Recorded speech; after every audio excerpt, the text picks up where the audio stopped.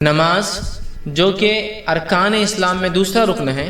شہادت کے بعد دوسری اہم عبادت ہے، فرائض میں سے دوسرا فریضہ ہے، اس کے تعلق سے بھی یاد رکھیں اسے اجتماعیت میں ہمیں کرنا ہے، انفرادیت میں نہیں کرنا ہے۔ اور نبی اکرم صلی اللہ علیہ وسلم با جماعت نماز کے حکم دیتے ہیں۔ اللہ رب العزت کئی مرتبہ قرآن میں ورکعوا مع الراکعین ایک جگہ کہا کہ رکوع کرو رکوع کرنے والوں کے ساتھ۔ تو ظاہر سی بات ہے رکوع کرنے والوں کے ساتھ رکوع کرو مطلب رکوع نماز کے اندر ایک اس کا رکن ہے، جب نماز ہم پڑھتے ہیں تو رکوع کرو رکوع کرنے والوں کے ساتھ مطلب اجتماعیت میں نظم ہوگا، ہے نا۔ اسی طرح کہیں کہا کہ جب تم لوگ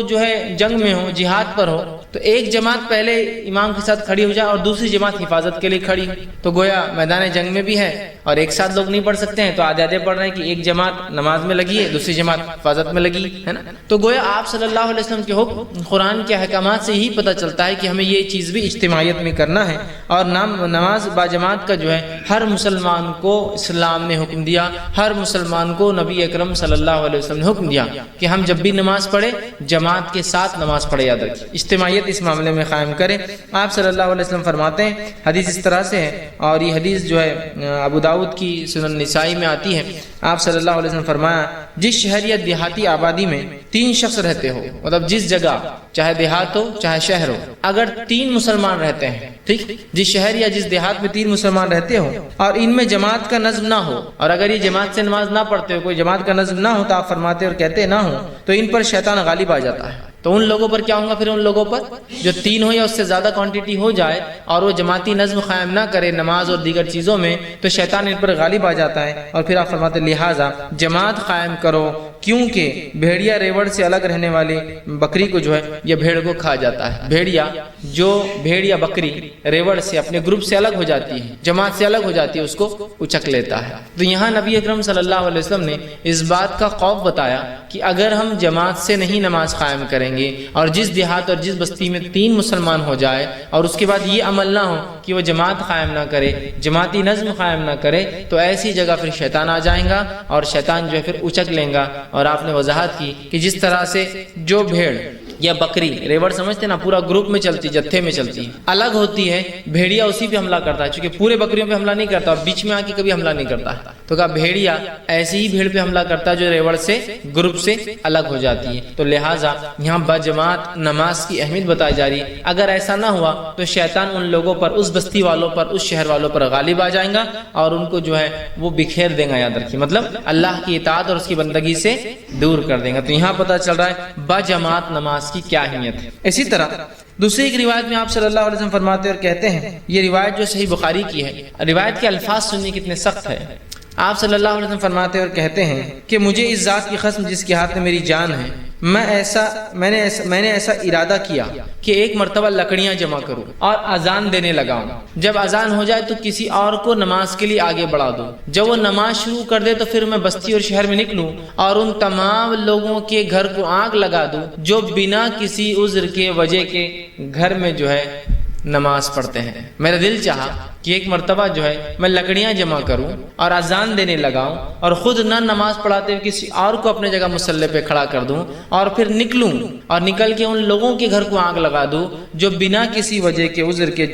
وہ نماز با جماعت میں شریک نہیں ہوتے، بس ان کے گھروں کو جلا دوں۔ مسند احمد کی روایت میں اضافی الفاظ ہیں، اگر مجھے چھوٹے بچوں کا اور عورتوں کا خوف نہ ہوتا تو میں ان کے گھر جلا دیتا۔ اگر مجھے اس میں عورتیں، چونکہ عورتوں با جماعت نماز فرض نہیں، بچوں کے اوپر عبادتیں فرض نہیں جب تک وہ بالغ نہیں ہوتے ہیں، تو اگر مجھے عورتوں اور بچوں کی فکر نہ ہوتی تو میں ان کے گھر جلا دیتا۔ تو کتنی اہمیت بتائی جا رہی بجماعت نماز کی، سمجھ میں آ رہی ہے، بجماعت رہنے کی ہر معاملے میں۔ اور نماز، اور چونکہ نماز ایک ایسا رکن ہے جو ہر روز 5 وقت ہوتا ہے، زکوٰۃ تو سال میں ایک بار ہے، حج زندگی میں ایک بار ہے، لیکن یہ تو روز ہو رہا ہے عمل۔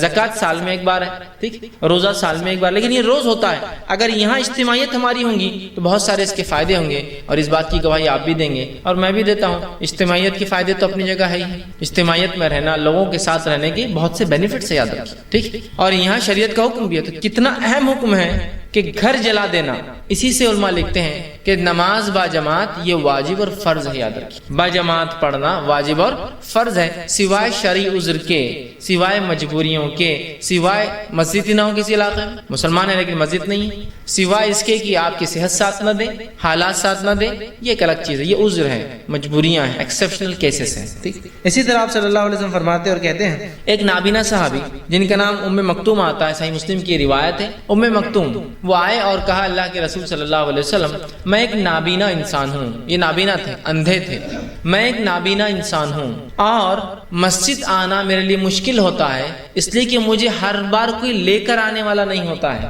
وہ نابینا تھے اور نابینا انسان کو ظاہر سے چلنے میں بہت تکلیف ہوتی ہے، تو کہا مجھے ہر بار کوئی انسان نہیں ملتا جو مجھے پکڑ کر مسجد تک لا کر چھوڑ دے، تو لہٰذا کیا میں اپنی نمازیں گھر پر پڑھ لوں؟ تو آپ صلی اللہ علیہ وسلم نے کہا ٹھیک تو اپنی نمازیں گھر پر پڑھ۔ جب وہ جانے لگے تو راوی کہتے اللہ کے رسول صلی اللہ علیہ وسلم پلٹے اور کہا کہ میں مکتوم ایک منٹ رکو ذرا ٹھہرو۔ وہ ٹھہر گئے، ٹھہرنے کے بعد ان سے کہا کیا تمہیں اذان کی آواز سنائی دیتی ہے؟ تو کہا اللہ کے رسول صلی اللہ علیہ وسلم ہاں مجھے اذان کی آواز سنائی دیتی ہے۔ تو کہا اگر اذان کی آواز سنائی دیتی ہے تو پھر میں تمہیں حکم نہیں دے سکتا ہوں گھر پر نماز پڑھنے کا، تم کو مسجد آنا ہی پڑے گا۔ اگر اذان کی آواز آتی ہے تو میں تمہیں حکم نہیں دے سکتا ہوں گھر میں پڑھنے کا، تمہیں مسجد آنا پڑے گا۔ تو اندازہ لگائیے نماز با جماعت کی کیا اہمیت ہے کہ ایک نابینا بھی اس سے ایکسیپشنل نہیں ہے، جس کو کتنا بڑا عذر ہوتا ہے دکھتا ہی نہیں۔ تو کہ اگر اذان کی آواز آتی ہے تو کسی نہ کسی کے ساتھ تم کو آنا پڑے گا، میں تم کو چھوٹ نہیں دے سکتا ہوں اس کی۔ ایک آدمی کو ایکسیپشنلی چھوٹ دیتے آپ سب کے لیے ہو جاتی نا۔ اذان کی اگر آواز آتی ہے تو اسی سے علماء یہ مسئلہ اخذ کرتے ہیں کہ کہیں مسجد اتنی دور ہو، سواری کا انتظام نہ ہو اور اذان کی آواز بھی نہ آتی اور اذان کی آواز بھی نہ آتی ہو تو بہرحال وہ آدمی پھر مجبور ہے، اگر وہ جماعت سے نہ پڑھ سکے تو الگ بات ہے، کیونکہ اذان نہیں آ رہی، مطلب مسجد بہت دور ہے کہ اذان کیا اسے سنائی نہیں دیتی ہے، ورنہ اگر سنائی دیتی ہے تو جانا پڑے گا، نابینا کو بھی جانا پڑے گا۔ اب آج دیکھیے مسجد ہم سے جو ہے 10 میٹر کی دوری پہ بھی نہیں، 100 قدم کی دوری پر بھی نہیں، لیکن تجارت ہے، کسٹمر بہت آتے تو یہاں جلدی ہو جائیں گے نا، مسجد جانا، سب بندی کرنا، جماعت میں کھڑے ہونا، امام صاحب پہ لمبے لمبے سورے پڑھا دیں گے تو ایک مصیبت نہیں ہو جائیں گی سوار، تو وہ سوروں کو سننا، اس کے بعد آنا تو 15 منٹ تو مار کھا جا رہے اپنے۔ حالانکہ ہم یہ نہیں سوچ رہے یہ 15 منٹ ہی جمع ہوتے ہیں آخرت کے اعتبار سے۔ تو میں کیا کرتا ہوں، ایک مصلی لے لیتا ہوں، نماز تو نہیں چھوڑا الحمدللہ، لیکن مصلی لے لیتا ہوں اور اندر ہی بچھا لیتا ہوں دکان کے اندر، اور وہیں فوراً جو ہے رکعت باندھی اور فر جلدی سے ختم ہوا، نہ جانے کا وقت لگا نہ آنے کا وقت لگا، نہ امام صاحب کی لمبی لمبی رکعتیں ملی، اور آرام سے جو ہے نماز ہو گئی، اپنا بزنس بھی چالو۔ ایک بھائی کھڑا ہے، دوسرا نماز پڑھ رہا ہے، پھر دوسرا کھڑا ہوتا ہے، پہلا پڑھتا ہے، حالانکہ بازو جماعت ہو رہی ہے۔ کس قسم کی سستی اور عہدی پن ہے، یاد رکھیے کس قسم کا، آپ اندازہ لگائیے۔ اور ہر جگہ ہی سستی اور کاہلی نظر آ رہی، چاہے تجارت کو آگے بڑھانے کے لیے، چاہے معاملات میں جو ہے آگے بڑھنے کے لیے، ہے نا۔ ایک امپورٹنٹ میٹنگ ہے، میں تو یہ ان کی بات کر رہا ہوں جو نماز پڑھتے ہیں لیکن جماعت سے نہیں پڑھتے۔ ابھی بے نمازی کی بات نہیں ہو رہی، لہٰذا میں بے نمازی کے نقصانات وہ میں کچھ نہیں رکھوں گا آج انشاءاللہ آپ کے سامنے، وہ میرا عنوان نہیں ہے چونکہ، ورنہ پھر اس میں ایک درس چلا جائے گا کہ نماز کی اہمیت اور بے نمازی کی کیا نقصان ہو سکتا ہے۔ ہم تو ان کی بات کریں جو نماز پڑھتے ہیں 5 وقت لیکن جماعت سے نہیں پڑھتے، تو ان کے بارے میں کتنی سخت باتیں آ رہی ہیں۔ جو جماعت سے نہیں پڑھتے ان کی بات ہو رہی ہے، نہیں پڑھنے والوں کا تو الگ ہی معاملہ، جو پڑھ رہے ہیں لیکن الگ پڑھتے ہیں تو ان کے گھر جلانے کی بات ہو رہی ہے، سمجھ رہے آپ۔ تو تجارت یا معاملات کے لیے بھائی میٹنگ ہے، اس میں جلدی سے ختم ہو جائیں گے میٹنگ، ہاں یہ الگ بات ہے۔ اتنے لوگ جمع ہوں کہ وہاں جماعت قائم ہو سکتی ہے، اس میٹنگ کی جگہ پر اتنے لوگ جمع ہوں بزنس کے لیے کہ وہاں جماعت قائم ہو سکتی ہے، تو الگ بات ہے پھر کہ ٹیمپرری آپ رکے تو جماعت بنا سکتے ہیں، ہمیشہ کے لیے نہیں ہو سکتا ہے۔ لیکن میں ان کی بات کر رہا ہوں جو پرماننٹلی اپنا جو سلسلہ بنا دیتے ہیں کہ کچھ ہوا کہ بس جماعت کے لیے گھر میں کھڑے ہو گئے، کچھ ہوا کہ بس جماعت کے لیے گھر میں کھڑے ہو گئے، مطلب نماز کے لیے گھر میں کھڑے ہو گئے۔ انفرادی ہوتا ہے یا کبھی مسجد نہ جانے کو چرانے کے لیے، حالانکہ 10 قدم پہ مسجد ہے، ایک جماعت اپنی بنا لے تاکہ یہ جماعت جلدی ہوں گی نا، اپنے حساب سے ہوں گی کہ دستر پہ کھانا لگ چکا ہے، اب کہاں مسجد جاتے نماز کے لیے، یہیں پڑھ لیں گے۔ میں ایکسیپشنل کیس کی بات نہیں کر رہا ہوں کہ رمضان میں آپ کسی دعوت میں ہیں جہاں الحمدللہ رمضان میں تو تقریباً لوگ نماز پڑھتے ہی ہیں، جس کی وجہ سے مسجدیں ویسے ہی نہیں پڑتی ہے، تو مسجد والے بھی چاہتے ہیں کہ آپ کہیں پڑھ لے تو اچھا ہوتا ہے نا، مسجد نہیں پڑتی ہے ویسے، ویسے ہی نہیں پوری رہی نمازوں میں، عام نمازوں میں تو کوئی خاص دعوت ہو جائے محلے میں تو مسجد تو پیک ہو جاتی ہے، تو ظاہر سی بات ہے وہاں کو بنا لے، وہ تو ایکسیپشنل کیسز ہوتے ہیں، لیکن جنرل اس میں ہم ایسا کرتے ہیں، بہت سے لوگ ایک سلسلہ بنا لیتے ہیں کہ بس گھر میں نماز پڑھ لو، بزنس کی جگہ نماز پڑھ لو، چھت پر نماز پڑھ لو، ٹھیک، مجبوری الگ چیز ہے کہ میں کالج میں ہوں جہاں سے مسجد نہیں اذان کی آواز نہیں آتی تو میرے لیے پھر جانا بھی ضروری نہیں، تو وہاں میں جماعت بنا لیتا ہوں یا وہاں میں پڑھ لیتا ہوں مصلی ڈال کے نماز انفرادی، وہ الگ شکلیں ہیں، لیکن عام اعتبار سے ہم دیکھتے ہیں لوگ بہت جی چراتے ہیں نماز کے معاملے میں اور پڑھتے ہیں، اور جب انسان جماعت سے چھوٹ جاتا ہے نا تو یہ میرا تجربہ اور مشاہدہ ہے، میں نے دیکھا ہوں جن لوگوں نے با جماعت نماز کو چھوڑا، پھر گھروں میں جماعتیں چالو کی، پھر انفرادی، چونکہ گھر میں جماعت مینٹین نہیں ہو سکتی کبھی، پھر انفرادی چونکہ لوگ نہیں آنے، انفرادی جماعتیں چالو کی، اس کے بعد ایک زمانہ پھر تاخیر سے نماز پڑھنے لگے، حالانکہ نماز چھوڑنے کی وجہ تھی لوگ اول وقت میں نہیں پڑھتے بلکہ میں گھر میں پڑھوں اپنی جماعت میں، پھر تاخیر سے پڑھنے لگے، اور پھر حال یہ ہو گیا کہ نمازوں کو جمع کر کے پڑھنے لگے، اور پھر حال یہ ہو گیا کہ تھوڑے دن بعد بے نمازی بن گئے، تھوڑے دن سے مراد کچھ سالوں اور کچھ وقت میں بے نمازی ہو کہ نماز کی پرواہ نہیں، بیٹھے ہیں تو جو بیٹھے ہیں تو ظہر اور عصر کا وقت بھی ہوگا مغرب تک، چلو میں تو مسافر ہوں، میں تو سفر میں آپ سے ملنے آیا ہوں، میں تو جمع کر رہا ہوں، لیکن جو مقیم ہے وہ بھی میرے ساتھ بیٹھا ہے، اچھا ظہر اور عصر مل سکتی ہے، مغرب اور عشاء مل سکتی ہے نا، لیکن ایک انسان عصر سے میرے ساتھ مغرب بھی بیٹھا ہے، عشاء تک بیٹھا ہے، میں تو اپنی ظہر عصر ملا کر آیا ہوں لیکن پھر بھی وہ بیٹھا ہے، حالانکہ بڑا علامہ بتاتا ہے اپنے آپ، لیکن چونکہ پہلے کہا یہ اول وقت میں نہیں پڑھتے، الگ پڑھتا ہوں جماعت سے، پھر جماعت ختم ہوئی، پھر انفرادی، اور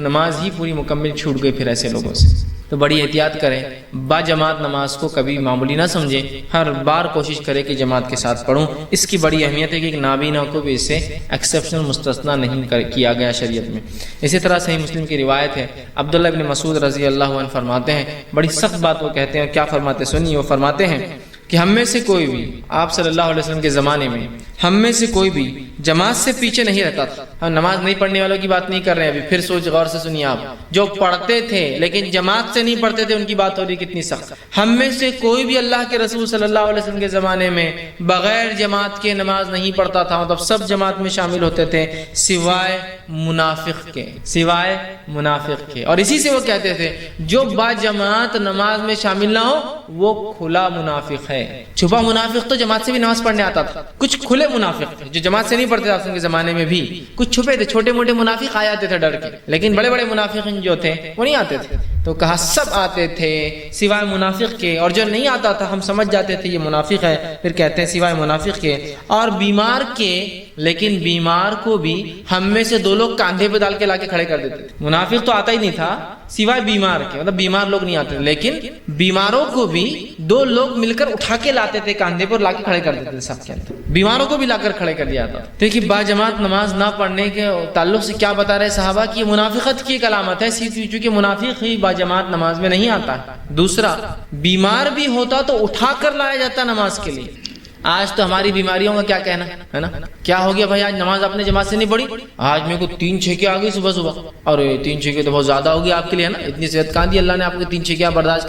کر سکی، چوتھی چھیک میں تو ہارٹ اٹیک آ جائیں گا آپ کو، ٹھیک ہے اچھا کیا آپ نے آج نماز پڑھی، ارے آج آپ با جماعت نماز میں دکھ نہیں لے 2-4 دن سے، ارے بہت زیادہ بیمار ہونا، کیا بیماری ہے آپ کی، وہ ہاتھ میں روز دکھ رہا، اچھا تو آفس بھی نہیں جا رہے، نہیں آفس تو جانا پڑتا نا مجبوری ہے، اچھا پھر آپ اسکول کالج میں نہیں، اس کے بغیر تھوڑی چلتا، اچھا پھر آپ دن بھر گھر میں نہیں، صرف نماز کی حد تک نہیں آ رہا ہوں میں، اس لیے کہ وہ پوری تکلیف درد دکھ نماز کے ٹائم میں ظاہر ہوتا ہے، دینی کوئی کام کے ٹائم میں ظاہر ہوتا ہے نا۔ ہاتھ دکھنے کیا تعلق جماعت سے، ہاتھ تو دکھ ہی رہا ہے نا، ایسے بھی دکھ رہا ہے ویسے بھی دکھ رہا ہے، کچھ نہ کرو بھی تو دکھ رہا ہے، لے کے چلو اس کو ساتھ اپنے، ہو سکتا ہے اللہ کے ذکر میں ہوں گے تو اللہ اس کو شفا دے دیں گے، لیکن وہ نہیں ہوتا ہے۔ اللہ کے رسول صلی اللہ علیہ وسلم کے تعلق سے آتا ہے، آپ کی وفات سے کچھ دن قبل آپ نے چلنا پھرنا بند کر دیا تھا، آپ چل پھر نہیں پا رہے تھے، خود سے اٹھ نہیں پا رہے تھے، بلکہ آپ نے جب نماز کے لیے ارادہ کیا 2 دن پہلے یا 3 دن پہلے، روایتوں مختلف الفاظ ارادہ کیا، تو آپ کھڑے ہو کر گر جاتے تھے، مطلب اتنی طاقت نہیں تھی قدموں میں کہ چل سکے، آپ گر جاتے تھے۔ روایت میں کہ آپ اٹھے، وضو کیا، کھڑے ہوئے اور گر گئے، چونکہ پھر بے ہوش ہو گئے، بے ہوشی سے وضو ختم ہو جاتا ہے، اس لیے کہ پتہ نہیں انسان نے کیا کیا، پھر آپ اٹھے، پھر وضو کیا، پھر گر گئے، پھر آپ اٹھے، پھر وضو کیا اور پھر گر گئے، یہ کیفیت تھی آپ کی، اتنی کمزوری تھی۔ اس میں آتا ہے کہ اللہ کے رسول اتنی کمزوری میں بھی ہم 2 صحابہ کو بلاتے اور دونوں کے کاندھوں پر ہاتھ رکھتے، آپ کے پیر ڈالنے کی طاقت نہ تھی تو آپ صلی اللہ علیہ وسلم پیر رگڑتے جاتے مٹی کے اندر، مطلب آپ چل نہیں سکتے، تو اب ظاہر سے ایک آدمی کاندھوں پہ 2 لوگوں نے ڈال دیا اور کھینچ کے لے جا رہے، ویسے آتے تھے، اور آپ نے ہمیں کچھ دن بیٹھ کر نماز پڑھائی، پھر لیٹ کر نماز پڑھائی، اور پھر ابوبکر صدیق نماز پڑھاتے تھے اور آپ سے پیچھے لیٹتے تھے، چھوڑی نہیں لیکن لیٹ کر پڑھی، اسے پتا چلا مسجدوں میں ایسا نظم ہونا چاہیے کہ جہاں مصلی بیمار بھی آئے تو لیٹنے کا پروویژن بھی ہو کہ وہ نماز پڑھ سکے، بیٹھنے کا بھی ہو کہ وہ پڑھ سکے، یاد رکھیے، ٹھیک؟ تو اس بات کو سمجھنا ہے ہمیں، یاد کتنی اہم بات ہے کہ بیمار ہے، نبی ہے، چاہتے تو شرعی عذر بتا سکتے تھے، چاہتے تو اللہ چھوٹ دے دیتا، چاہتا تو اللہ معاف کر دیتا، پھر بھی آ رہے امت کو سکھانے کے لیے کہ نماز با جماعت کی بڑی اہمیت۔ لیکن ہماری بیماریوں کو میں نے کہا نا، کیا کہنا، بہت بڑی بڑی بیماریاں ہو جاتی ہیں، ہم کو چھینک آنا بہت بڑی بیماری ہے، تھوڑی کھانسیوں کی بیماری ہے، تھوڑا سا آنکھ گرم ہو گیا، تھوڑا سا آنکھ گرم ہو گیا تو فوراً گھر والوں نے بولا نماز کو مت جاؤ، ٹھیک ہے امی نماز کو نہیں جاتے، ٹھیک ہے ابا نماز کو نہیں جاتے۔ باقی اگر امی ابا بولے بیٹے تھیٹر مت جاؤ تو نہیں، تھیٹر جاؤں گا تو میں ساتھ رہوں گا اچھے سے، نہیں تو تنگ کروں گا تم، وہاں اپنی منوائی جا رہی بات، یہ ہونا تو فلاں ہوں گا، نماز کے لیے نہیں، آپ نے بول دیا اب میں نہیں جاؤں گا، امی بھی نہیں بول رہے، ابا بھی نہیں بول رہے، بہت زیادہ مجھے بخار دکھ رہا، یہ دکھ رہا، یہ تمام چیزیں وجوہات نہیں ہے نماز کو چھوڑنے کی، نہیں ہے نماز کو چھوڑنے کی۔ بہرحال اسی طرح نماز با جماعت کی اہمیت اس سے ہی پتہ چلتی ہے۔ سورہ نساء سورہ نمبر 4 آیت نمبر 102 میں اللہ نے فرمایا کہ جب تم جنگ میں ہو اور جنگ کی حالت میں ہو اور خوف کا معاملہ ہو، جنگ ہو یا خوف ہو مطلب دشمن کے حملے کا ڈر ہو، تو تب امام کے پیچھے کچھ لوگ کھڑے ہو اور کچھ لوگ حفاظت کرے، پھر کچھ لوگ کھڑے ہو کچھ لوگ حفاظت کرے، اسے کہتے ہیں صلاۃ الخوف۔ خوف دشمن کے حملے کا ڈر یا جنگ کے میدان میں نماز پڑھنا جب دشمن حملہ کر سکتا ہے، تو تب نماز کا طریقہ یہ کہ ہاف جماعت لڑیں گی جو مسلمانوں کی ہے، آدھی امام کے پیچھے آئیں گی، یا جو بھی امام طے کرتا ہے جو بیسٹ پاسبل اسٹریٹجی ہو سکتی ہے پیچھے آئیں گی۔ ایک شخص نماز وانے اور آپ صلی اللہ علیہ وسلم صلاۃ الخوف پڑھی، آپ نے پڑھ کر بتایا صلاۃ الخوف کیا ہوتی ہے اور کیسے ہوتی ہے، تو امام کھڑے ہوتے، اللہ کے رسول کھڑے ہوئے ایک مرتبہ نماز کے لیے، آدھے صحابہ پیچھے آئے، ٹھیک، آدھے صحابہ پیچھے آئے، اس کے بعد 2 رکعت کے بعد سلام پھیر کر چلے گئے، پھر آدھے اس کے بعد آئے، رسول اللہ کنٹینیو کر رہے اپنے، آپ نے 4 پڑھی، صحابہ نے 2 اور اس کے بعد کی جماعت نے 2 رکعت پڑھ کے اپنے گئے۔ سمجھ رہا بات؟ تو خوف کا ماحول ہے، دشمن کے حملے کا ڈر ہے، اتنے میں بھی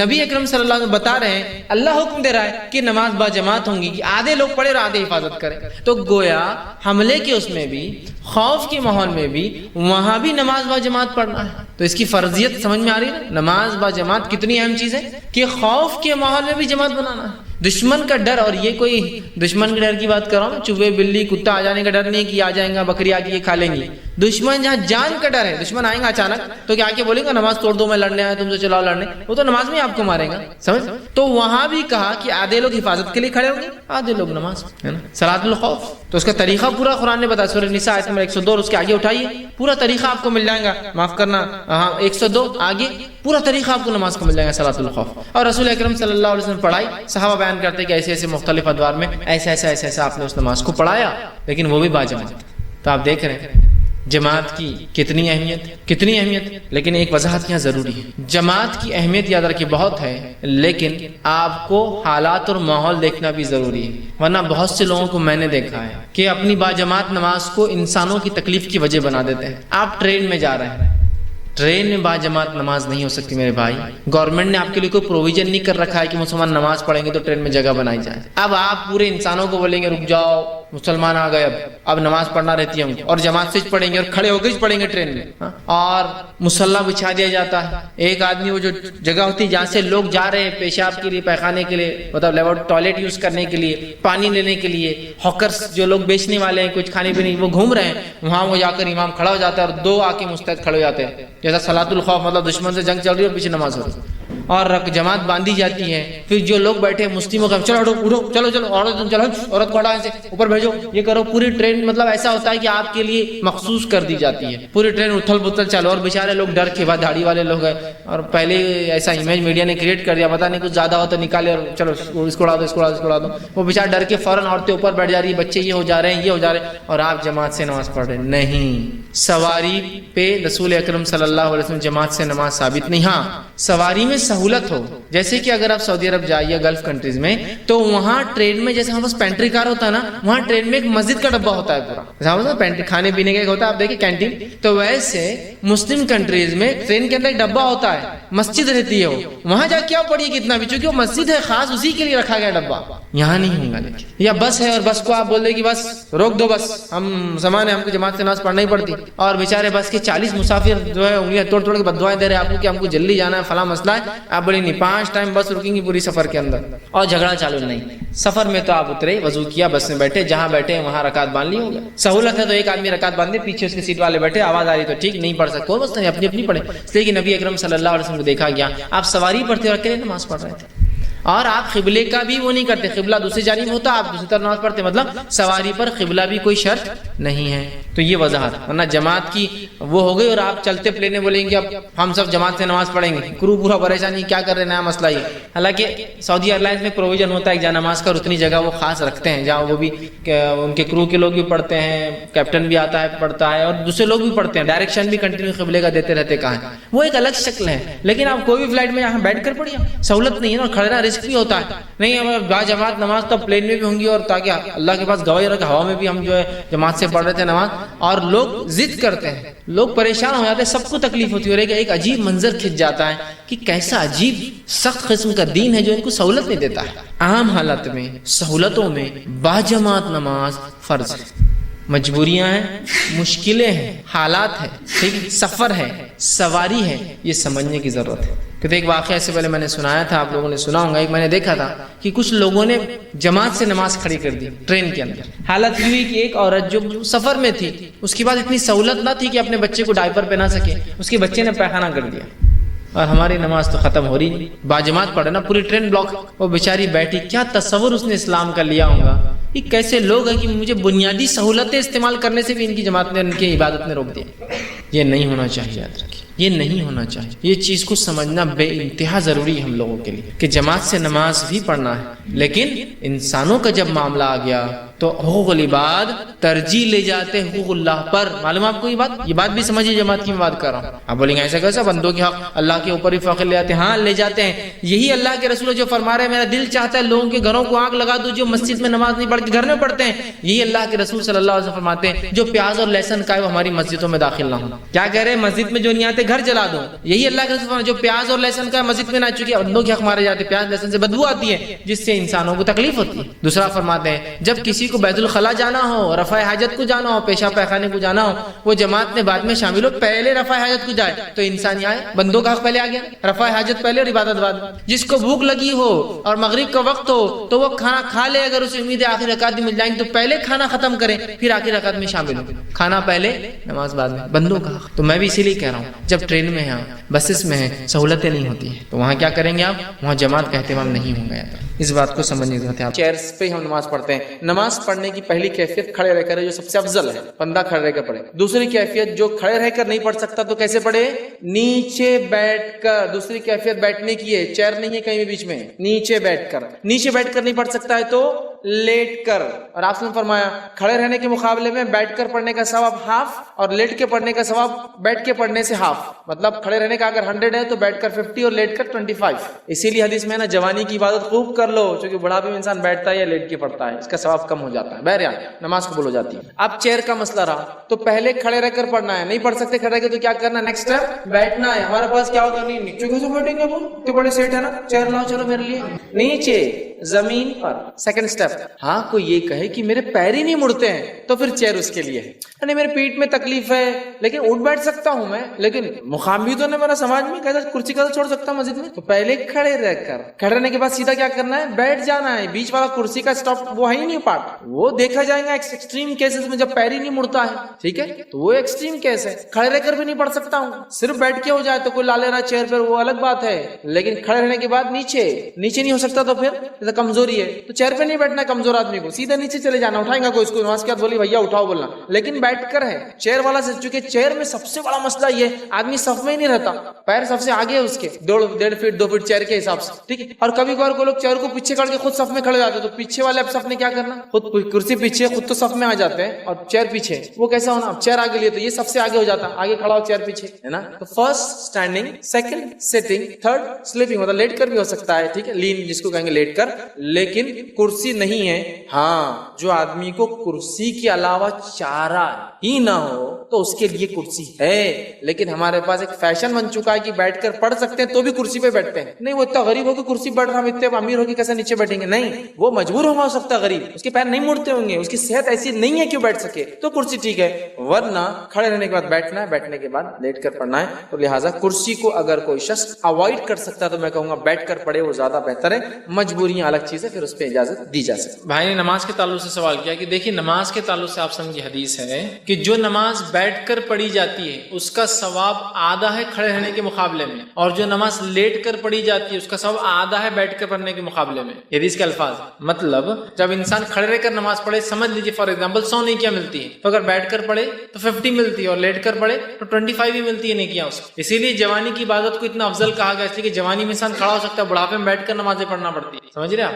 اور ایک بات اور غلط فہمی جو لوگوں کو ہے وہ یہ ہے کہ عورت بیٹھ کر نماز پڑھے گی، کھڑے رہ کر نہیں پڑھیں گی. اور اکثر عورتیں بیٹھ کر نماز پڑھتی ہے. بیٹھ کر نماز اگر عورت پڑھتی ہے تو آدھا ہی ثواب ملتا ہے اس کو. نماز سب کو کھڑے رہ کر پڑھنا ہے. کھڑے نہ رہنے کی صورت میں ہی اللہ بیٹھنے والی قبول کرے گا. جو کھڑے رہ کر پڑھ سکتا ہے اس کی بیٹھ کی نماز اللہ قبول ہی نہیں کرے گا. عبادت کھڑے رہ کر ہوں گی، نماز جو بتائی گئی جیسی، نہ کر سکے تو بیٹھ کر، نہ کر سکے تو لیٹ کر. ہمارے پاس ساری کی ساری عورتیں بیٹھ کر ہی نماز پڑھتی. کیوں بولے عورت؟ اگر یہ کسی خیاس کے یا کسی کی غلط علم کی بنیاد پر ہے تو حافظ ثواب مل رہا ہے اس کو ویسے. اور ایسا نہیں ہے،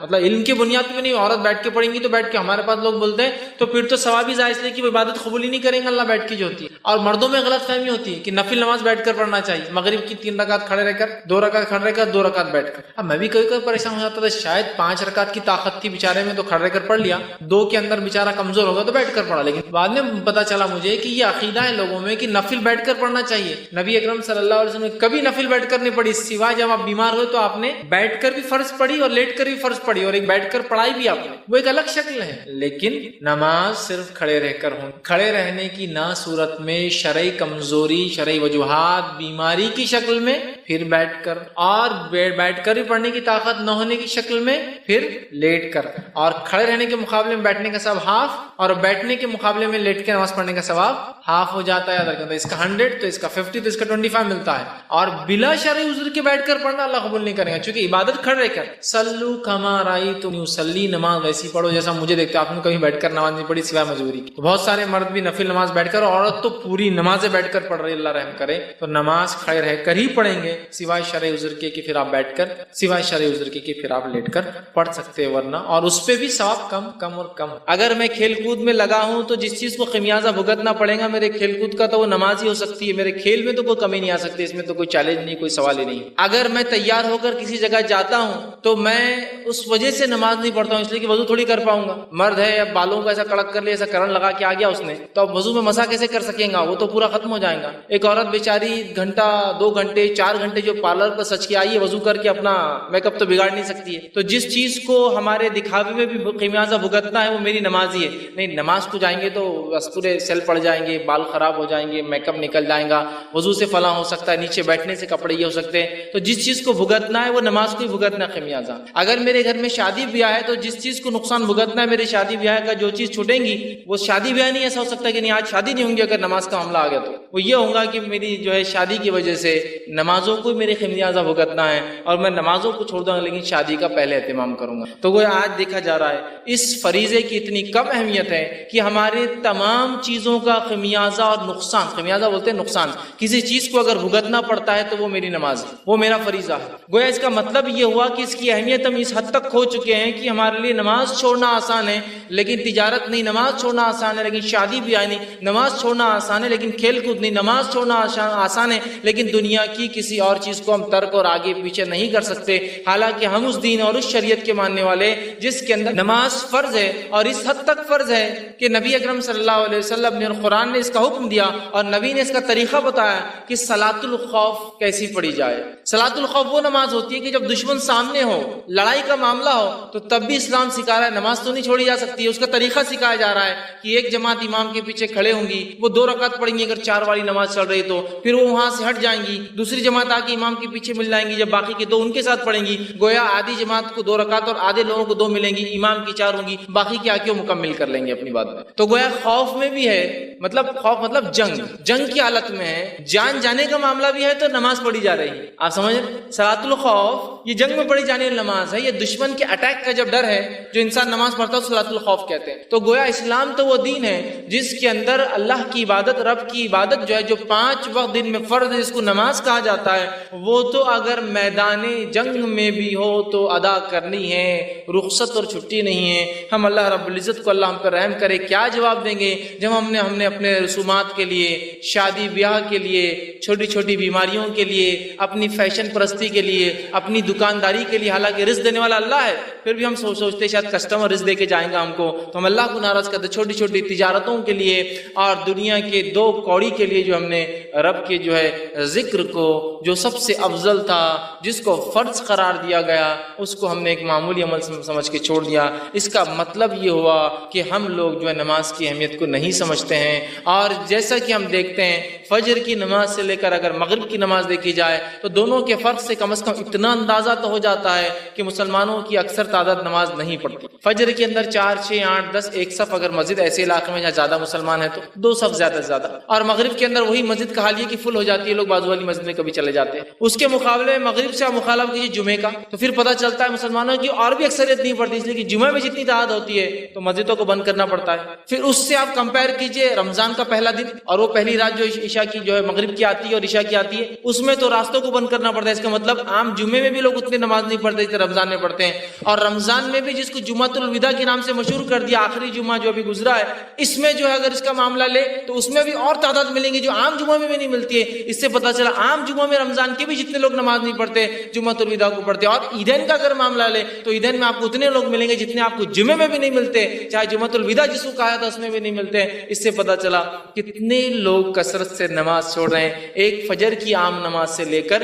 عید کی نماز سے اس کو کمپیئر کر لیجیے، کیونکہ عیدگاہ لاکھوں کی تعداد میں ہے، اس کے اندر مسلم ایک عیدگاہ میں 1.25 لاکھ، ایک عیدگاہ میں 1 لاکھ، ایک عید تو لاکھوں، اور پھر جمعہ جو ہے عیدین کی نمازیں جو مساجد میں بھی ہو رہی ہے، پھر لوگوں نے پرائیویٹ جو ہے اپنے کھیتوں پر بھی اور کھلے میدانوں میں بھی شروع کر دیے، اتنا ہونے کے باوجود بھی جگہ نہیں پڑتی ہے۔ تو پتہ ہی چلا کہ وہ فجر میں جو لوگ آ رہے وہ بھی مسلمان ہیں، اور عید کی نماز کو جا رہے وہ بھی مسلمان ہیں۔ لیکن یہ بات یاد رکھیے، اس عید کی نماز میں بھی سارے مسلمان نہیں آتے ہیں، اس لیے کہ بہت سارے تو اتنی تجارت کر چکے ہوتے ہیں کہ جو فجر کے بعد سوتے ہیں تو دوسرے دن اٹھتے ہو عید کے باسی دن کے دن جو ہے ان کی آنکھیں کھلتی، تو وہ پورے لوگ بھی نماز نہیں پڑھتے، اس لیے کہ بزنس بھی تو ہے نا، چاند رات کا بزنس کیسا ہم مار کھا سکتا ہمارا، وہ بھی صرف ایک عید کے لیے، ایک تہوار کے لیے۔ حالانکہ تہوار اسلام میں صرف 2 ہے، منانا چاہیے اس کو۔ عید جس کو کہتے ہیں ہم تہوار، وہ منانے کی چیز ہے، تو بہرحال آپ دیکھیے اس کو بھی لوگ دھڑلے سے چھوڑتے ہیں۔ تو گویا نماز کی ہم نے اہمیت چھوڑ دی۔ اگر اس کی اہمیت شاید ہمارے دلوں میں ایسی ہوتی جیسا ہونا چاہیے، جیسا اس کا حق ہے، تو شاید ہم اپنے ہر عمل کو چھوڑ دیتے ہیں سوائے اس کی کہ نماز کو چھوڑنے کی، سب عمل چھوڑ دیتے ہیں۔ بزنس کو بات نہیں، تھوڑی دیر شٹر ڈاؤن، کوئی مسئلہ نہیں، اللہ رزق دینے والا ہے، کسٹمر آج نہیں کل آئے گا، کوئی اس میں مسئلہ کہ میں جو کھیل کود میں کھیل کود چلتا رہے گا، کھیل کود انسان صحت کے لیے کرتا ہے، اللہ صحت دینے والا ہے، اس کا مالک ہے، کھیل کود ٹھیک ہے اپنی جگہ، لیکن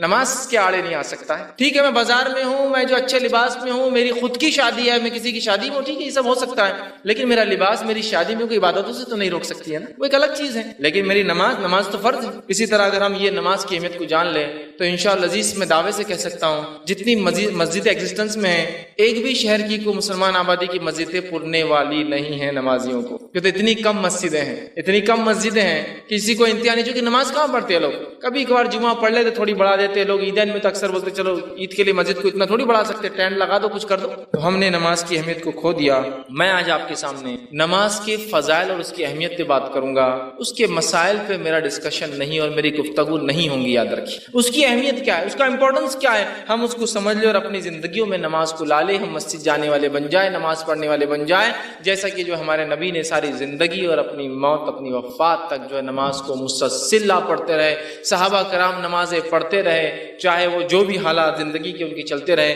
تو ہم بھی جو اپنے آپ کو نمازی بنا لے۔ اللہ رب العزت نے اپنی کتاب کی شروعات کی، پہلی سورت سورۃ الفاتحہ ہے، 7 آیتیں گزر گئی جو کہ دعا ہے۔ دوسری سورت آتی ہے، دوسری سورت جو ہی شروع ہوتی ہے اللہ رب العزت نے اس میں فرمایا، سورہ بقرہ سورہ نمبر 2 آیت نمبر 1 میں الف لام میم، یہ حروف مقطعات ہے، اس کا معنی اللہ جانتا ہے۔ ذالک الکتاب لا ریب فیہ ھدی للمتقین، اس قرآن کا اللہ کی طرف سے ہونے میں کوئی شک نہیں، ہدایت متقین کے لیے۔ الذین یؤمنون بالغیب، متقی وہ ہے جس کی پہلی صفت یہ لیے ایمان لاتا ہے غیب پر، وَيُقِيمُونَ الصَّلَاةَ اور نماز قائم کرتا ہے، وَمِمَّا رَزَقْنَاهُمْ يُنْفِقُونَ جو اللہ نے دے رکھا اس میں سے خرچ کرتا ہے۔ تو مومن کی صفت جو قرآن پر ایمان لاتا ہے، جس سے قرآن سے جس کو ہدایت ملتی ہے، اس کی پہلی صفت ایمان بالغیب اور دوسری صفت نماز قائم کرنا۔ سورہ بقرہ شروع ہوا ہے، تیسری آیت شروع ہوتی، مومنوں کی صفت نماز قائم۔ تو گویا پتہ چلا ایمان کے بعد جو سب سے اہم رکن ہے وہ کیا ہے؟ صلاح، نماز۔ دوسری جگہ اللہ رب العزت نے فرمایا سورہ ماؤن سورہ نمبر 107 آیت نمبر 4 سے آگے، فویل للمصلین، لعنت و ہلاکت و بربادی و برائی و نمازیوں کے لیے۔ کیوں لعنت و ہلاکت و بربادی ہو؟ فویل للمصلین الذین هم عن صلاتهم ساہون،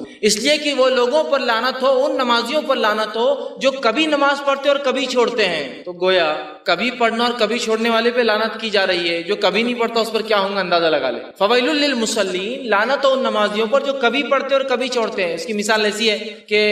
ظہر اثر مغرب ہو گئی، فجر عشاء چھوڑ دی، یہ اس میں شامل ہوگا۔ مصیبت آئی تو نمازیں شروع، مصیبت چلے گی نمازیں ختم، ہے نا۔ ایگزام آئے نمازیں شروع، ایگزام ختم، نماز ختم۔ بیمار ہوئی نمازیں شروع، بیماری ختم، نماز ختم۔ کسی چیز میں کمپٹیشن میں یا کسی اس میں مسابقے میں حصہ لیا، مسابقہ جیت گئے، نماز ختم، ہے نا۔ تو کبھی پڑھتے اور کبھی چھوڑتے، من مانے ڈھنگ سے پڑھتے ہیں، جتنی چاہے اتنی پڑھتے ہیں، حالانکہ فرض 5 ہے لیکن جب چاہے تو کہا فویل للمصلین، تو ایسے نمازیوں پر لعنت ہو جو کبھی پڑھتے اور کبھی چھوڑتے ہیں۔ تو گویا کبھی پڑھنے اور چھوڑنے والوں پر لعنت بھیجی گئی، تو مکمل اور مسلسل چھوڑنے والوں پر اللہ کتنی جو ہے لعنتوں کو اپنی اس پر، جس کو بولیں گے بے شمار لعنتیں نازل کرتا ہوں۔ ہم ایک گیس کر سکتے ہیں، اندازہ ہی لگا سکتے ہیں۔ جو پڑھ رہا اور کبھی چھوڑ رہا اس پہ لعنت ہے، جو ہمیشہ چھوڑتا ہے اسے کیا ہوتا ہوگا، اس سے ہم اندازہ لگا سکتے ہیں۔ نبی اکرم صلی اللہ علیہ وسلم فرماتے ہیں، صحیح بخاری کی روایت آپ نے فرمایا، کہا بنی الاسلام علی 5، اسلام کی بنیادیں 5 چیزوں پر ہوتی۔ پہلا کہ تو گواہی دے کہ اللہ کے سوا کوئی معبود برحق نہیں اور محمد صلی اللہ علیہ وسلم اس کے رسول ہے۔ دوسرا نماز قائم کرے، تیسرا جو ہے زکات ادا کرے، چوتھا جو حج کرے، اور 5واں آپ نے فرمایا وہ صوم رمضان اور رمضان کے روزے رکھے۔ 5 باتیں فرائض میں بتائیے۔ تو گویا اسلام کی بنیادیں، بنی الاسلام علی 5، بنیادیں، ستون، عماد، جس جو کالم، جو پلر ہوتا ہے جس کے اوپر کسی چیز کی چھت ٹیکی جاتی ہے اس کو کہتے ہیں عماد، بنیاد۔ تو اسلام کی بنیادیں، اسلام جو چیز پر ٹکا ہے اس کے 5 کالمز اور پلر سے اسلام ٹکا ہے، اور اس میں سے سیکنڈ پلر جو ہے امپورٹنس کے اعتبار سب سے پہلا تو توحید، شہادت، اس کے بعد نیکسٹ پلر صلاح، نماز ہے۔ تو اندازہ لگائیے ہم اگر نماز کو چھوڑتے ہیں تو گویا اللہ نے جو دین، جس عماد، جن پلروں پر، جس پہ بنیاد رکھی ہے، اس بنیاد میں سے ایک بنیاد کو ہم کاٹنے والے اور ڈھانے والے بن جاتے ہیں۔ اور اسلام نے اتنی اس کی جو ہے حکم دیا کہ اس کو جو ہے دوسرا وہ کیا، اور اللہ کے رسول صلی اللہ علیہ وسلم کے پاس جب کوئی شخص اسلام قبول کرنے آتا، واقعات اٹھا لیجیے حدیث کی کتابوں میں، سیرت کی کتابوں میں، جب کوئی شخص اسلام قبول کرنے آتا تو نبی اکرم صلی اللہ علیہ وسلم اس کو سب سے پہلے کلمہ پڑھاتے، اور کلمہ پڑھانے کے بعد دوسرا کام جو بولتے ہو کیا ہے معلوم آپ کو؟ نماز قائم کر، اور 2 رکعت نماز پڑھنے کا اس شخص کو حکم دیا جاتا تھا۔ اندازہ لگائیے یہاں ابھی اسلام قبول کیا ہے، مسلمان بنا ہے، حق کی طرف آیا ہے، حق کی گواہی دیتی، دوسرا کام کیا کرایا جا رہا ہے اسے اسی دن۔ آپ کہتے تھے کہ جو ہے انسان اسلام کلمہ پڑھاتے تھے، اسے غسل کا حکم دیا جاتا تھا، اسے اپنے جو زندگی اس نے پہلے کفر میں گزاری، اس کفر کے بالوں کو نکالنے کا حکم دیا جاتا تھا، اور فوراً اس کے بعد آپ کہتے تھے نماز قائم کرو، اور وہ شخص نماز پڑھتا تھا۔ کئی واقعات، خود عمر ابن خطاب رضی اللہ عنہ فرماتے ہیں میں جب اسلام قبول کیا آپ صلی اللہ علیہ وسلم مجھے غسل کا حکم دیا اور نماز پڑھا۔ تو آپ دیکھ رہے ایک نو مسلم کو اسلام قبول کرتے ہی معافی نہیں ہے کہ نہیں چلو اب اسلام قبول کیا 1-2 سال تمہارے لیے معافی ہے، اس کے بعد تو نمازی بن جانا، اس کو کوئی آپشن ہی نہیں ہے۔ جب رب پر ایمان لایا تو اگلا فریضہ اس کے لیے تیار ہے، وہ کیا ہے؟ صلاح، نماز قائم کرنا۔ اور آج ہم جو ہے پیدائشی مسلمان ہونے کا دعویٰ کرتے ہیں، اور کس دھڑلے سے اور کس آسانی سے نماز کو چھوڑتے ہیں۔ اللہ رحم کرے، ہمیں اگر اللہ رب العزت معاف نہ کرے تو یقیناً ہم تو بہت خسارہ اٹھانے والوں میں ہو جائیں۔ کس دھڑلے سے چھوڑے؟ بالکل نماز کا کیا ہے؟ اور حالت یہ ہے کہ 2 دوست، 2 مسلمان، 2 بھائی ایک ساتھ بازار میں جاتے ہیں، ایک ساتھ گھر میں بیٹھے ہوتے ہیں، ایک ساتھ کسی جگہ ہے، ایک کہتا ہے میرے بھائی نماز کو چلو، دوسرا کیا کہتا ہے تم جا کے آؤ، سبحان اللہ، تم جا کے آؤ۔ ایک کفر اختیار کرتا اور ایک ایمان پہ چلتا ہے۔ ایک ہی وقت میں 2 بھائی ہے، 2 دوست ہے، 2 بزنس پارٹنر ہے، ایک ہی وقت ہے، ایک کہتا ہے تم جا کر آؤ، گویا ایک کفر اختیار کرتا ہے اور دوسرا ایمان پر باقی رہتا ہے۔ کیا عجیب حال ہو گیا نا۔ اللہ کے رسول صلی اللہ علیہ وسلم فرماتے ہیں قیامت سے پہلے ایسے حال آئیں گے کہ انسان صبح گھر سے نکلے گا اور ایمان کے ساتھ شام میں کافر بن کے آ جائے گا، ہے نا، صبح نکلے گا ایمان والا یا شام میں نکلے گا ایمان کے ساتھ صبح کافر بن کے آ جائے گا۔ شاید وہ حال ہم نے اپنے اوپر خود لا لیا ہے کہ نمازوں کو چھوڑنا کفر ہوتا ہے۔ آپ دیکھیے وہ کہہ رہا نہیں آپ پڑھ کے آئیے میں ذرا بیٹھتا ہوں، اندازہ لگائی نماز کی مطلب کوئی قدر کوئی اہمیت نہیں ہے جس نماز کے لیے صحابہ تڑپ رہے تھے کہ اللہ رب العزت جس نے اتنے فضل اتنے کرم اتنی جو ہم پر نعمتیں برسائی ہے اس کے بدلے ہم کچھ کرے اس رب کے لیے، اور وہ نماز تھی جو دی گئی اس کے لیے ترس رہے تھے کچھ نازل ہو،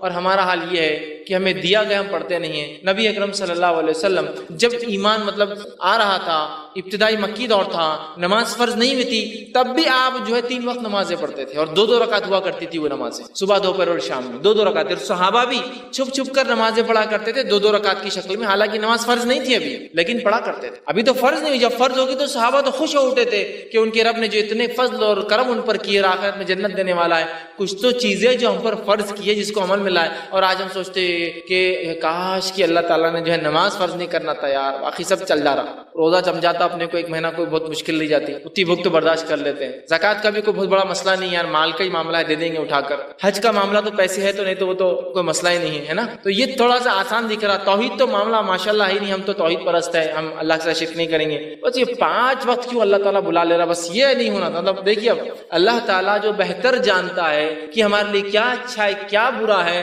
اس میں بھی ہماری منمانی ہوتی ہے۔ اور صحابہ کا حال یہ تھا، صحابہ انتظار کر رہے تھے کہ ہمارا رب نمازوں کو شاید ہم پر فرض کر دے تو ہم اس کو ہمیشہ ادا کریں گے، اور ہم سوچتے کاش کی فرض نہ ہوئی ہوتے تو باقی سب عمل تو ہم انشاءاللہ کر ہی لیتے تھے۔ آزمائش کہاں ہوں گی پھر؟ نماز آزمائش ہے، فرائض آزمائش ہے، یاد رکھیے۔ آزمائش کہاں ہوتی پھر اگر آپ کو یہ آسانی ہم کو دے دی جاتا کہ بس ایمان لا اور بس پڑے رہو گھروں کے اندر اور اس کے بعد بس مر جاؤ تو آ جاؤ جنت میں اللہ کی، تو پھر آزمائش کہاں تھی بھائی میرے؟ دنیا میں چھوٹی سی نعمت بھی آپ کو بغیر آزمائش کی نہیں ملتی ہے۔ بغیر محنت کے کوئی کما سکتا ہے کہ دنیا میں؟ بغیر محنت نہیں، میں کچھ نہیں کرتا لیکن بہت ہمارے پاس آ جاتا ہے، یہ الگ بات ہے، باپ دادوں نے کمایا ہے، اس کے پاس اگر ہے بھی تو لوگ اس کو کوستے اور کاٹتے کہ بیکار انسان ہے، کچھ کرتا نہیں، باپ دادا کو اس پہ عیش کر رہا ہے نا، تو وہ بھی چپ چپ 9 بجے اٹھ کے باہر جاتا اور شام میں آتا گھر بتانے کے لیے کچھ کر رہا ہوں، حالانکہ وہ خرچ کرتا ہے لیکن کچھ کر رہا ہوں بھائی میں، ہے نہیں؟ تو دنیا میں کوشش کرنے کے بغیر کچھ حاصل نہیں ہے، تو اسی طرح آخرت کے لیے بھی ہمیں ایمان پر چل کر جو اس کے تقاضے ہیں فرائض ہے اس پہ عمل کرنے کے بغیر کوئی چارہ نہیں، یاد رکھیے۔ اور آج ہمارا حالت یہ ہے، آج ہماری حالت یہ ہے کہ اگر جو ہے کوئی شخص جو ہے نماز پڑھنے لگ جاتا ہے، کوئی شخص مسجدوں میں دکھنے لگ جاتا ہے تو لوگ کیا پوچھتے ہیں اس سے، معلوم سب خیر تو ہے نا گھر پر؟ تو کیوں آپ یہ سوال کیوں کر رہے؟ نہیں جیسا ایسا لگا ایگزام میں شاید آپ آنا شروع ہو گئے، کوئی مصیبت تو نہیں آئی نا آپ پر؟ نہیں، آپ مسجد میں آ رہے تو اس لیے پوچھ رہے، کوئی مسئلہ تو نہیں ہے، کوئی بیماری تو نہیں لگ گئی نا آپ کو؟ نہیں، سب ٹھیک ہے۔ نہیں جیسا آپ مسجد آ رہے تو پوچھنا پڑا کہ بیمار تو نہیں، آپ مسجد شروع ہو گئے، اس لیے کہ آپ ایگزام سے ایگزام دکھتے، مارچ ٹو مارچ دکھتے بہت سالوں سے، اور بیماری سے بیماری نظر آتے، بزنس جب بند ہو گیا تو جب نظر آتے اس کے بعد نہیں ہے۔ تو گویا اگر ایک انسان نمازی بن جاتا ہے تو لوگ اس سے خیر خیریت پوچھنا شروع کر دیتے، بھائی سب ٹھیک تو ہے نا گھر میں، کوئی بیماری تو نہیں ہے نا، کوئی مصیبت تو نہیں ہے نا؟ اس لیے کہ ہم نماز کو تبھی تو استعمال کرتے ہیں جب ہم بیمار ہو جاتے ہیں، مصیبت زدہ ہو جاتے ہیں، بزنس ڈوب جاتا ہے، بچے بگڑ جاتے ہیں، لڑکی بھاگ کر چلے جاتی ہے، لڑکا بھگا کر لا لیتا ہے، اس نے بنا کر دیا، تو اللہ کی راہ میں جو ہے پھر اللہ کے جو ہے دین پر عمل شروع، نمازی بن گئے بالکل، تسبیح ہاتھ میں چالو ہے، مسجد سے اٹھا کے لے جانا پڑ رہا، نکل رہے نہیں خود سے، اور اس کے بعد جب وہ معاملہ حل ہو گیا، کیس ختم، معاملہ ختم، اللہ نے نعمت دے دی، تجارت چل گئی، فلاں ہو گئی، اس کے بعد پھر لوگ پوچھتے شاید سب اچھا چل رہا، کیوں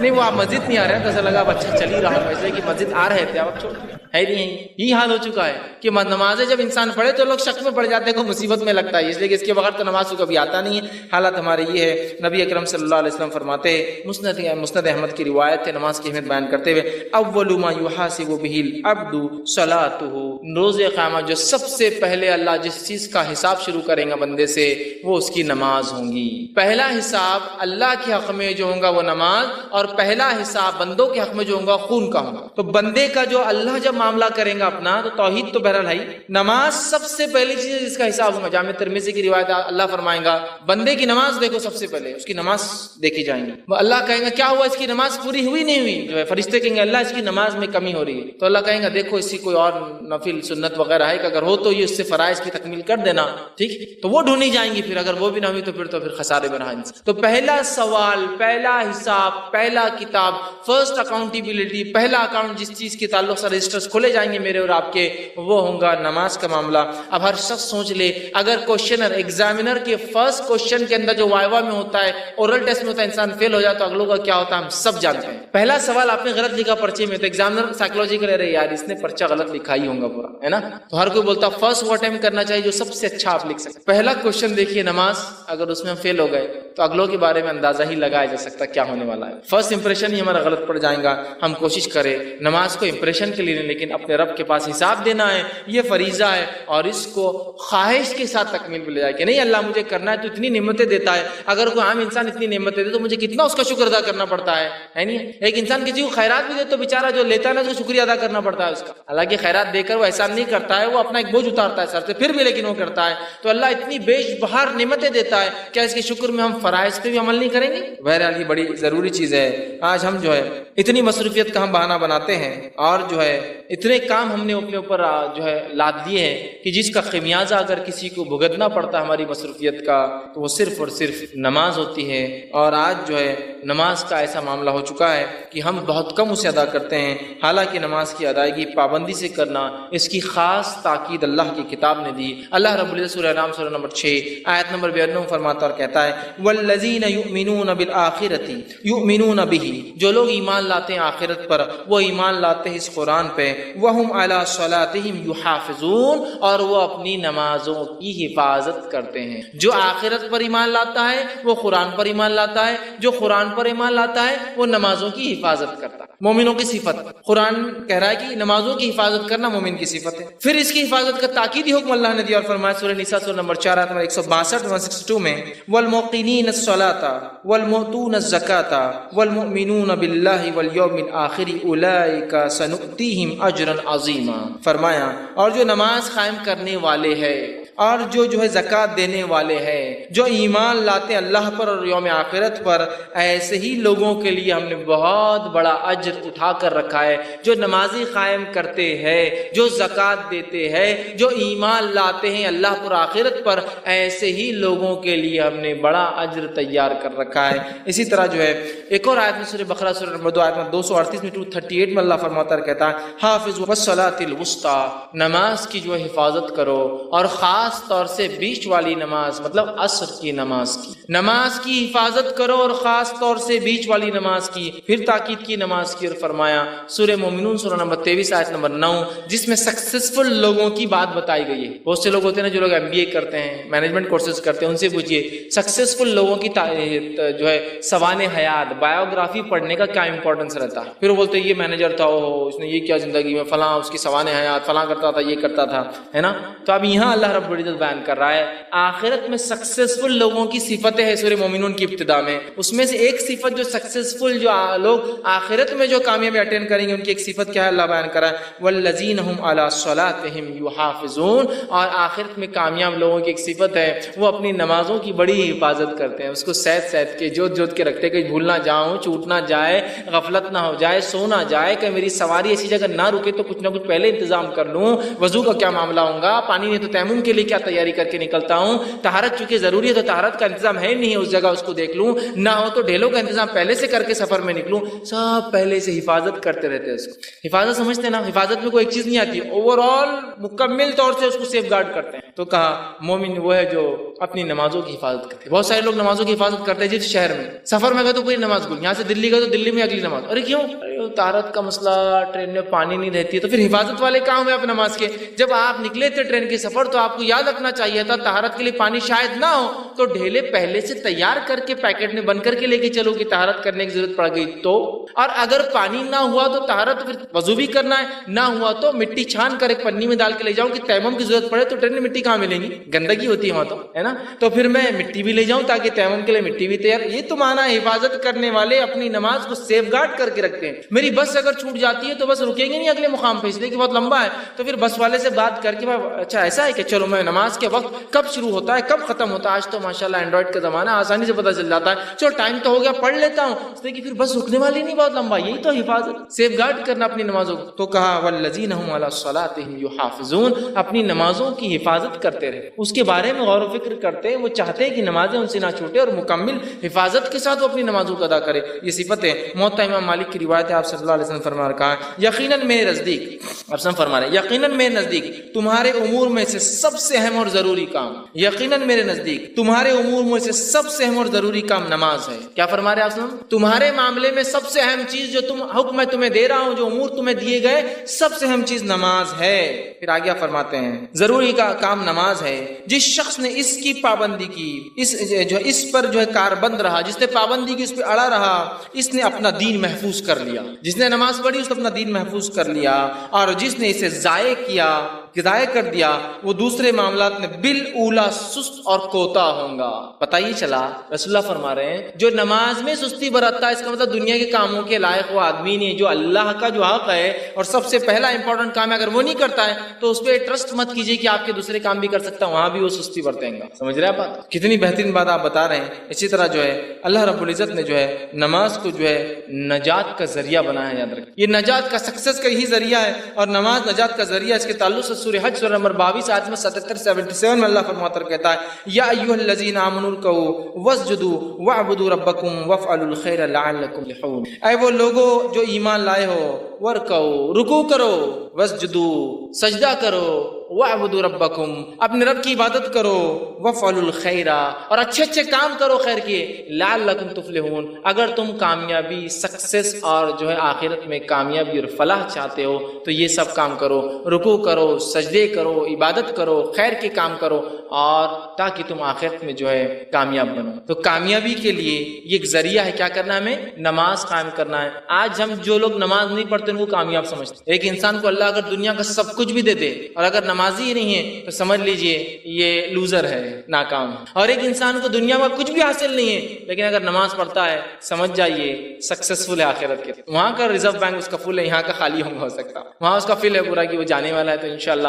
اللہ نے چونکہ جو یہ کام کرتے انہی کے لیے لعلکم تفلحون تاکہ تم کامیابی پاؤ میرے پاس، تاکہ تم فلاح پاؤ. اس کے لیے شرط ایمان لانا، اس کے بعد نماز پڑھنا، عبادت کرنا، اچھے اچھے کام کرنا. دوسری جگہ اللہ رب العزت فرماتا ہے سورہ اعلیٰ سورہ نمبر 96 آیت نمبر 14 سے لے کے 15 میں قد افلح من زکاہا، اور وہ کامیاب ہوگا جس نے اپنے نفس کا تزکیہ کیا، اپنے آپ کو پاک کیا، ایمان لے آیا جس سے اس کے گناہ معاف ہو گئے. پھر فرمایا وذکر اسم ربہ فصلی، اور اس کے بعد اپنے رب کے لیے نماز قائم کی، نماز پڑھا. کامیاب ہو گیا جس نے اپنے نفس کا تزکیہ کیا اور اس کے بعد اپنے رب کے لیے اس نے نماز پڑھی. تو یہاں بھی دیکھیے کامیاب لوگوں کی علامت نجات کا ذریعہ نماز بتایا جا رہا ہے. اسی طرح جو ہے نماز صرف ہمیں نہیں دی گئی ہے، پچھلی شریعتوں میں بھی نماز تھی اور وہ انبیاء اور وہ لوگ بھی نماز پڑھتے تھے. ایسے اللہ رب العزت 6 سے 7 واقعات نقل کیے، بس مختصر رکھتا ہوں. اللہ رب العزت فرماتا ہے زکریا علیہ السلام کا واقعہ سورہ آل عمران سورہ نمبر 3 آیت نمبر 39 میں اللہ فرماتا ہے کہتا ہے فنادته الملائکۃ وهو قائم یصلی فی المحراب، اور فرشتے نے ایک آواز دی زکریا علیہ السلام کو جب اپنی محراب میں وہ نماز پڑھ رہے تھے. یصلی نماز پڑھ رہے تھے. تو پتہ چلا زکریا علیہ السلام بھی نماز پڑھتے. تو نماز کوئی ہم پر بوجھ نہیں، اس امت پہ نہیں ہے، یہ پچھلی امتوں پر بھی یہ چیز تھی، یاد رکھیے. دوسرے مقام پہ فرمایا موسیٰ علیہ السلام کے تعلق سے سورہ یونس سورہ نمبر 10 آیت نمبر 87 میں فرمایا رکھا وَاجْعَلُوا بُيُوتَكُمْ قِبْلَةً وَأَقِيمُوا الصَّلَاةَ وَبَشِّرِ الْمُؤْمِنِينَ. اے موسیٰ حکم دیجئے بنی اسرائیل کو کہ اپنے اپنے گھر میں جو اللہ کی طرف چہرہ کرے نماز کے لیے، قبلہ مطلب چہرہ کرنے کی جگہ قبلہ بنائے، اور اقیم الصلاۃ، اور تمہاری قوم کے لوگ بنی اسرائیل اگر اللہ فرعون کے ظلم سے بچنا چاہتے ہیں تو وہ نماز قائم کریں، اور جو نماز قائم کرتا ہے فبشر المؤمنین، تو ایسے ایمان والوں کو خوشخبری دے دیجیے. پھر آگے نماز. آئیے اللہ رب سورہ مریم سورہ نمبر 19 آیت میں 30 اور 31 میں عیسیٰ علیہ السلام کا تذکرہ کرتا ہے. جب مریم علیہ السلام ان کو لے کر آئی اور لوگوں نے کہا مریم کیا تم نے کر دیا، نہ تمہارا جو ہے خاندان ایسا تھا، نہ تمہارے خاندان میں کسی نے ایسا، چونکہ وہ لوگوں نے کچھ غلط سمجھا. تو مریم علیہ السلام نے خالی اشارہ کیا عیسیٰ علیہ السلام کی طرف. عیسیٰ علیہ السلام بول پڑے. کیا بولا سنیے، قال انی عبد اللہ. عیسیٰ علیہ السلام نے کہا میں اللہ کا بندہ ہوں. آتانی الکتاب الکتاب وجعلنی نبیا، اللہ مجھے یہ کتاب عطا کرنے والا ہے اور مجھے اس نے اپنا نبی چن لیا ہے، وجعلنی مبارکن اینما کنت، اور میں بابرکت ہوں جب تک میں تم میں رہوں گا، اور آگے فرمایا اینا کنت واوصانی بالصلاۃ والزکاۃ ما دمت حیا، اور مجھے میرے رب نے وصیت کی کہ میں نماز قائم کروں اور زکات دوں جب تک میں اس دنیا میں زندہ رہوں، یا جب تک میں اس دنیا میں رہوں تب تک میرے رب نے مجھے نماز قائم کرنے کا اور زکات دینے کا حکم دیا۔ عیسیٰ علیہ السلام بھی اسی کی بات کر رہے ہیں۔ آئیے آگے ہم بڑھتے ہیں، ہم دیکھتے ہیں کہ شعیب علیہ السلام کا واقعہ اللہ رب العزت نے سورہ ہود سورہ نمبر 11 میں 87 بیان کیا۔ وہاں بھی دیکھیے کیا ہے، شعیب علیہ السلام کی قوم پوچھتی ہے شعیب علیہ السلام سے، قالوا یا شعیب اصلاتک تأمرک ان نترک ما یعبد آباؤنا، اے شعیب کیا یہ تمہاری نمازیں تم کو اس چیز کا حکم دیتی ہے کہ تم انکار کرو اس چیز کا جو ہمارے باپ دادا پوجا کرتے تھے، عبادت کرتے تھے؟ کیا تمہاری نماز یہ حکم دیتی ہے تم کو اللہ کی عبادت کرو اور ہمارے معبودوں کو چھوڑ دو؟ گویا مشرکین نے صحیح پہچانا تھا، نماز توحید کی دعوت دیتی ہے، شرک سے دور کرتی ہے۔ اور دیکھیے اکثر جو مسلمانوں میں سے لوگ شرک کرتے ہیں نا، بے نمازی ہوتے ہیں اس لیے شرک بھی کرتے ہیں۔ تو کہا کیا شعیب تمہاری نمازیں تم کو اس کا حکم دیتی ہے؟ ظاہر سی بات اس کا مطلب یہاں شعیب علیہ السلام کی نمازیں ان کو اس کا حکم دیتی ہے۔ آئیے اسی طرح اللہ رب العزت نے جو ابراہیم علیہ السلام کے بارے میں بیان کیا اور قرآن نے کہا سورہ ابراہیم سورہ نمبر 14 آیت نمبر 40-40 میں، رب اجعلنی مقیم الصلاۃ ومن ذریتی ربنا وتقبل دعا، اے اللہ مجھے اور میری ذریت آل اولاد کو تو نمازی بنا، اور اے اللہ میری دعا کو تو سن لے، تو دعاؤں کو سننے والا ہے۔ مجھے اور میری ذریت کو، مجھے اور میرے آنے والوں کو، گویا ایک طرح سے دعا ہے جن کو اولادیں ہونے والی ہے نا، یہ دعا کیا کرے، اس لیے کہ یہاں ابراہیم علیہ السلام بھی جو ہے دعا کر رہے اپنے لیے اور اولاد کے لیے آنے والی، اے اللہ مجھے اور میری اولاد کو نماز قائم کرنے والا۔ ہم کہاں دعا کرتے ہیں اپنی اولاد سے پیدائش سے پہلے اللہ نمازی بنا؟ ہم جو دعا کرتے ہیں اللہ چاند جیسا ہو، گورا ہو، یہ ہو، صحیح سلامت ہو، اس کو بیماریاں نہ ہو، فلاں ہو، ایسا ہو، انجینئر بن جائے، ڈاکٹر بن جائے، یہ بن جائے، کروڑپتی بن جائے، فلاں پتی بن جائے، چاند پر رہے، مارس پر جائے، یہ کرے، یہ نماز قائم۔ دیکھیے ابراہیم علیہ السلام تو ربی جعلنی مقیم الصلاۃ، اے اللہ جو ہے مجھے نماز قائم کرا، ومن ذریتی، اور میری اولاد کو بھی تو نمازی بنا، چونکہ الٹیمیٹ سکسیسفل انسان یہی ہوتے ہیں، تو اس لیے الٹیمیٹ سکسیس کی دعا ہو رہی ہے اولاد کے لیے۔ اسی طرح اسماعیل علیہ السلام کے تعلق سے ان کے بیٹے تھے، اللہ رب العزت نے فرمایا سورہ مریم سورہ نمبر 19 آیت نمبر 55 میں، وَكَانَ يَأْمُرُ أَهْلَهُ بِالصَّلَاةِ وَالزَّكَاةِ وَكَانَ عِندَ رَبِّهِ مَرْضِيًّا، اور اسماعیل اسلام اپنے گھر والوں کو حکم دیا کرتے تھے بیوی بچوں کو نماز کا، زکوٰۃ کا، اور وہ اپنے رب کے نزدیک یہ بڑے پسندیدہ تھے اسماعیل علیہ السلام۔ دیکھیے اسماعیل اسلام اپنے اہل و عیال کو حکم دیتے تھے، اور نبی اکرم صلی اللہ علیہ وسلم کو اللہ نے حکم دیا سورہ عنکبوت سورہ 29 آیت نمبر 45 میں، اقیم الصلاۃ، اے نبی آپ نماز قائم کیجیے، ان الصلاۃ تنہی عن الفحشاء والمنکر، اس لیے کہ نماز فحش اور منکر برے کاموں سے انسان کو روک، ہے نا؟ کتنی پیاری پیاری باتیں بہرحال اس کے اندر بتائی گئی، اور پچھلے انبیاء بھی جو ہے نماز قائم کیا کرتے تھے۔ آئیے ہم آگے دیکھتے ہیں، جامع ترمذی کی روایت ہے، آپ نے فرمایا اور کہا، معاذ بن جبل رضی اللہ عنہ اس کے راوی کہتے ہیں آپ صلی اللہ علیہ وسلم مجھ سے کہا، کیا میں تجھے اسلام کا سر، اس کا ستون مطلب اس کے کالمز ستون اور اس کی چوٹی نہ بتلا دوں، سب سے زیادہ ہائٹ جو ہوتی ہے؟ انہوں نے کہا اللہ کے رسول صلی اللہ علیہ وسلم بالکل بتلائیے، تو آپ نے بتایا دین اسلام کا سر خود اللہ اور اس کے رسول کے سپردگی ہے، ان کو مان لینا ہے۔ پھر فرمایا اس کا ستون نماز ہے اور اس کی چوٹی جہاد ہے۔ ستون، کالم، پلر جس پہ اسلام ٹکا ہے وہ کیا ہے؟ نماز۔ جو نماز نہیں پڑھتا ایک طرح سے اسلام کے ستون کو ڈھاتا ہے، اس کے بیسس کو برباد کرتا ہے۔ اسی طرح جو ہے بخاری کی روایت آپ نے فرمایا اور کہا، یقیناً جب کوئی شخص نماز کے لیے کھڑا ہوتا ہے تو گویا وہ اپنے رب سے بات چیت کرتا ہے، بات چیت کرتا ہے۔ چیٹنگ میں کتنا مزہ آتا ہے نا لوگوں کو، ہابیز چیٹنگ، بات کرنا کسی سے۔ تو جب انسان نماز قائم کرتا ہے تو اپنے رب سے بات چیت کرتا ہے۔ اسی لیے حدیث میں آپ نے فرمایا کوئی نماز کی حالت میں قبلے کی طرف نہ تھوکے، اس لیے کہ جب تم نماز پڑھتے ہو اپنے رب سے کلام کرتے ہو، کوئی کلام کرتے ہوئے کیا تھوکتا ہے کہ کسی کلام، بات چیت ہے یہ ایک طرح کی، ہے نا؟ ہمارے مسائل پریشانی ہم کہاں کہاں بھاگ رہے ہیں، لوگوں کے سامنے ہاتھ پیر جوڑ رہے ہیں، یہاں بھاگیے، رب سے بات کیجیے، رب سے چیٹ کیجیے، بتائیے اس کو یہ مسئلہ ہے میرا، نماز قائم کیجیے، دعائیں کیجیے کہ اللہ فلاں مسئلہ یہ ہو گیا آپ کا حل۔ کیونکہ بندہ جب نماز پڑھتا ہے اللہ سے بات کر رہا ہے، اس کا رابطہ سیدھا اس کے رب سے ہے، بغیر کسی فون کے، بغیر کسی خرچ کیے کہ آپ اپنے رب سے رابطہ کرتے ہیں کھڑے کھڑے۔ اسی طرح جو ہے اللہ کی نزدیکی کا ذریعہ نماز، یاد رکھیں کوئی بندہ مقرب بندہ اللہ کا پسندیدہ چنندہ اچھا نہیں ہو جب تک نماز نہ قائم کرے۔ صحیح مسلم کی روایت ہے، آپ نے فرماتے ہیں بندہ حالت سجدے میں اپنے رب سے سب سے زیادہ قریب ہوتا ہے،